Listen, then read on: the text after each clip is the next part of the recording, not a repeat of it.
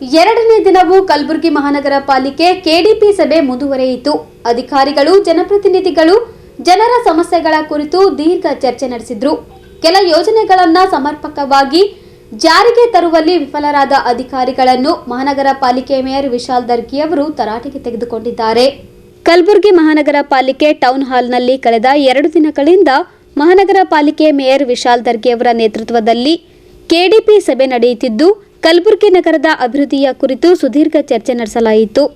ಸಭೆಯಲ್ಲಿ ಭಾಗಿಯಾದ ಆಯಾ ವಾರ್ಡ್ ಸದಸ್ಯರು ತಮ್ಮ ವಾರ್ಡ್ ಹಾಗೂ ಕಲಬುರಗಿ ನಗರದ ಸಮಸ್ಯೆ ಮತ್ತು ಅಭಿವೃದ್ಧಿಯ ಕುರಿತು ಚರ್ಚಿಸಿದರು.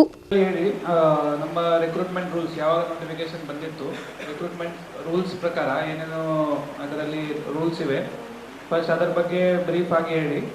ಇದು ಆದಮೇಲೆ ಸ್ವಲ್ಪ ಹಿಸ್ಟ್ರಿ ಹೇಳಿ, ನಮ್ಮ ರಿಕ್ರೂಟ್ಮೆಂಟ್ ಹೆಂಗಾಯಿತು, ಲೇಬರ್ಸ್ ಅವ್ರ ಬೇಡಿಕೆ ಏನಿದೆ, ಸರಿ ಎಷ್ಟು ಇದರಲ್ಲಿ ಬೇರೆ ಬೇರೆ ಗ್ರೂಪ್ಸ್ ಇವೆ, ಗ್ರೂಪ್ಸ್ದು ಏನೇನು ಡಿಮಾಂಡ್ ಇದೆ. ಆಮೇಲೆ ಇದು ಆದಮೇಲೆ ರೂಲ್ಸ್ ಪ್ರಕಾರ ಏನು ಫಸ್ಟ್ ನೋಟಿಫಿಕೇಶನ್ ಜಾರಿ ಆಯಿತು, ಅದರಲ್ಲಿ ಏನೇನು ಪ್ರೊವಿಷನಲ್ ಲೀಸ್ಟ್ ಏನಿತ್ತು, ಅದರಲ್ಲಿ ಏನೇನು ಲೋಪಗಳು ಇತ್ತು ಅಂತ ಆಫೀಸರ್ ಮುಂಚೆ ಯಾರಿದ್ರು ಅವರು ರಿಪೋರ್ಟ್ ವರದಿ ಗೌರ್ಮೆಂಟ್ಗೆ ಸಲ್ಲಿಸಿದರು. ಗೌರ್ಮೆಂಟಿಂದನೇ ಮತ್ತೆ ಏನು ರಿಪ್ಲೈ ಬಂದಿತ್ತು, ಸರಿ ಇದು ಎಲ್ಲ ಡಿಟೇಲ್ ಆಗಿ ಎಕ್ಸ್ಪ್ಲೇನ್ ಮಾಡಿ, ಇದು ಆದಮೇಲೆ ಯಾರಿಗೇನು ಅಬ್ಜೆಕ್ಷನ್ ಇರ್ತದೆ ಅವರು ಆಮೇಲೆ ಕೇಳಿ, ಇದು ಆದಮೇಲೆ ನೆಕ್ಸ್ಟ್ ಪ್ರೊಸೀಜರ್ ಏನಿರ್ತದೆ ಅದನ್ನು ಹೇಳಿ. ಸರ್, ಇದು 2017 ಕರ್ನಾಟಕ ಮುನ್ಸಿಪಲ್ ಕಾರ್ಪೊರೇಷನ್ ರಾಜ್ಯದ ಪಾಲಿಕೆಗಳ ಪೌರ ಕಾರ್ಮಿಕರ ವಿಶೇಷ ನೇಮಕಾತಿ ನಿಯಮಗಳು. ಈ ಜನರಲ್ ರಿಕ್ರೂಟ್ಮೆಂಟ್ ರೂಲ್ಸ್ಗಿಂತಲೂ ಈ ವಿಶೇಷ ನೇಮಕಾತಿ ನಿಯಮಗಳು. ಈಗ ನಾವು ಜನರಲ್ ರಿಕ್ರೂಟ್ಮೆಂಟ್ ರೂಲ್ಸ್ ಇದ್ದರೆ ಯಾರು ಬೇಕಾದರೂ ಅಪ್ಲೈ ಮಾಡ್ಬೋದಿತ್ತು ಅಪ್ಲಿಕೇಶನ್ಗಳಿಗೆ.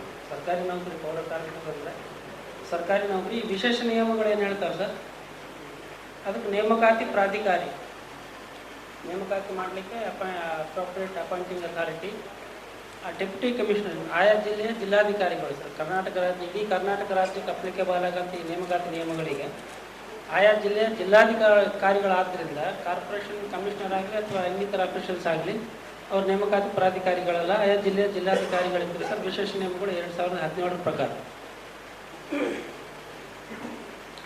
2ನೇ ಪಾಯಿಂಟ್ ಸರ್, ಪೌರ ಕಾರ್ಮಿಕರು ಅಂದರೆ ಯಾರು ಅಂದರೆ ಡೆಫಿನಿಷನ್ ಓದ್ತಾ ಇದ್ದೀವಿ ಸರ್.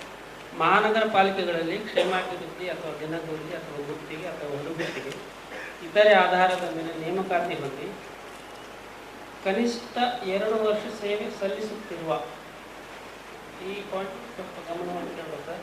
ಕನಿಷ್ಠ 2 ವರ್ಷ ಸೇವೆ ಸಲ್ಲಿಸುತ್ತಿರುವ ಮತ್ತು ಈ ನಿಯಮ ಜಾರಿಗೆ ಬಂದ ದಿನಾಂಕದಲ್ಲಿಯೂ ಸರ್ಕಾರಕ್ಕೆ ಇವರಿಗೆ ಏನಪ್ಪ ಅಂತವ್ರು ಲೆಟರ್ ಬರೆದಾರೆ ಆರ್ಶಿಯವರು. ಆ ಲೆಟರ್ ಇಲ್ಲಿದೆ, ಆ ಲೆಟರ್ ವಿವರ ಬರೆದಿದ್ದಾರೆ, ಎಲ್ಲ ಪಟ್ಟಿ ಮಾಡಿದ್ದು ಬಹಳ ತಪ್ಪ. ಸಭೆಯಲ್ಲಿ ಬೀದಿ ನಾಯಿಗಳ ಹಾವಳಿ ನಿಯಂತ್ರಿಸುವಂತೆ ಹಾಗೂ ಸರ್ಕಾರದ ಯೋಜನೆಗಳನ್ನು ಜನರಿಗೆ ತಲುಪಿಸುವಂತೆ ಪಾಲಿಕೆ ಸದಸ್ಯರು ಒತ್ತಾಯಿಸಿದ್ದಾರೆ. Bureau report, Gulbarga news.